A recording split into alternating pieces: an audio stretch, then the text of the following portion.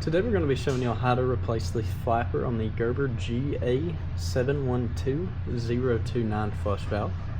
Now, unlike most other flappers, the one on the GA712029 is hard plastic.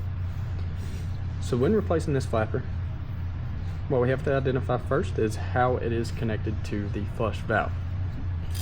So flip it over to the side, this little plastic arm here, it just snaps over the plastic leg of the flush valve. Same thing on the left side.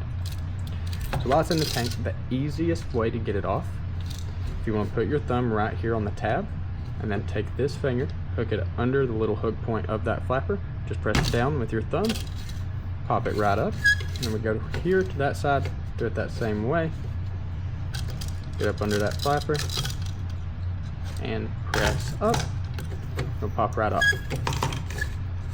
Now with installing it, it will require a little bit of force to press it down and over that arm.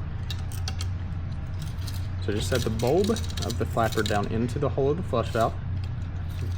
Before we start pressing down, make sure that the little clip point is lined up with the arm. Once they're lined up, just take your two thumbs, press down, you'll hear it click, and once you feel it, kind of examine it and make sure it is snapped over, kind of lift it up just a little bit, make sure it's not coming off of that arm. And then once we've figured out and got our flapper secured, when we hook our chain to the handle, we want to ensure that there's the least amount of slack as possible. Just enough to where it's nice and tight, but it's still allowing that flapper to sit down and make that proper seal. So just for an example, it'll be very rare that there will be this much slack in the chain. But just for an example, let's say there's that chain mount, you can see it resting down at that flapper. What that'll result to is when you press the handle down to flush the toilet, it has to pull all of that slack out before it begins to raise the flapper, and usually you'll only get about that high or maybe halfway up with that flapper.